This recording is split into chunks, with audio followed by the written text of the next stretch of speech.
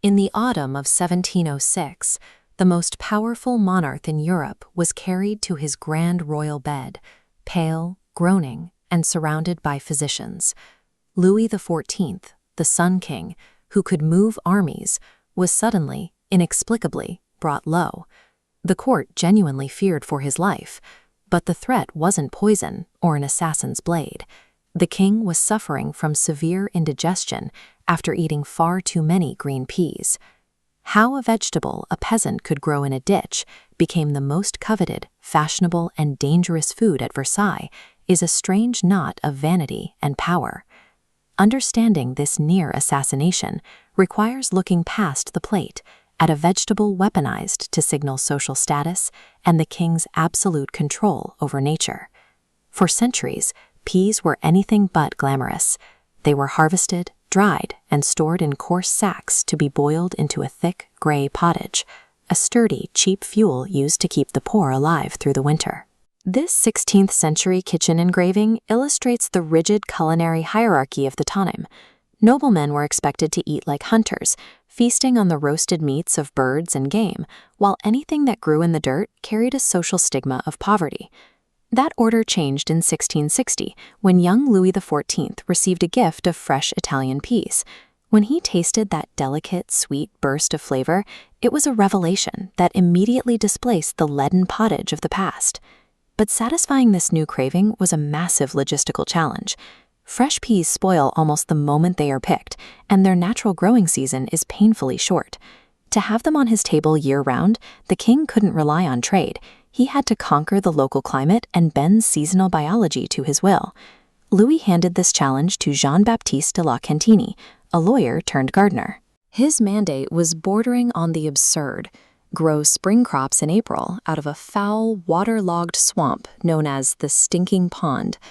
Between 1678 and 1683, de La Quintinie led a massive engineering project to drain the marsh, build stone-lined channels, and haul in fresh soil to create the Potager du Roi, the king's kitchen garden. To force growth in the cold, he used these bell-shaped glass cloches. They acted as private miniature greenhouses, trapping the sun's warmth and sheltering tender seedlings from frost. He also utilized a clever form of geothermal heating. By burying massive heaps of fresh horse manure beneath the soil, he used the heat given off by the rotting waste to warm the plant's roots from below. By defying nature with glass and manure, de La Quintinie transformed the humble pea into a marvel of impossible scarcity, triggering an obsession that would consume the entire court. Because out-of-season peas were maddeningly rare, eating them became a clear public signal of your proximity to the king's favor. It was a pea fury, where every serving was a move in a high-stakes status game. Madame de Maintenon recorded noblewomen dining well at the royal table, only to return to their rooms to gorge on secret bowls of peas at midnight, even though they knew it would cause them agonizing stomach pains. To understand what drove them to this point, I'm reconstructing the 1674 recipe from L'Art to Bien Traité to see exactly what they were risking their health for. I start with a low, gentle heat, melting a knob of butter with finely cut bacon. The goal isn't to brown or crisp the meat, but to let the fat run clear and perfume the pan. Adding water is a mistake that leaches flavor. Instead, I turn the fresh peas through the warm fat, ensuring every sphere is glossy and protected. This entire technique was designed to elevate the fragile sweetness of the pea, a sophisticated departure from the boiled slop of earlier generations. Now for the additions that give the dish its unique texture: chopped butterhead lettuce that melts into a silken base, along with a few chives and a pinch of thyme. Just before serving, I add a pour of heavy cream. This binds the bacon's salt and the pea's sweetness into a glossy, indulgent whole. The flavor profile is incredibly intense.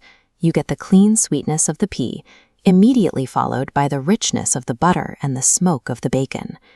This richness makes the dish dangerously Moorish. It's easy to see how a courtier or an aging monarch would find themselves eating bowl after bowl until they were ill. In 1706, The Sun King's collapse was the inevitable result of a 70-year-old body unable to process the rich, cream-heavy diet he had indulged in for nearly half a century. The danger lay in the intoxicating nature of absolute power. When every desire can be met instantly, the most difficult act is to stop consuming. Beyond the king's health, this obsession fundamentally shifted European taste. Versailles had fallen in love with the mastery of nature, and in doing so, they permanently elevated the humble garden to high status. Ultimately, the choice of what to eat was a calculation of vanity, scarcity, and the desire to be close to the Sun King. A peasant's vegetable became a symbol of who was truly refined. If you enjoyed this trip to Versailles, consider subscribing and hitting the like button. Tell me in the comments which historical recipe you'd like to see me attempt next. Until next time, keep your curiosity hungry.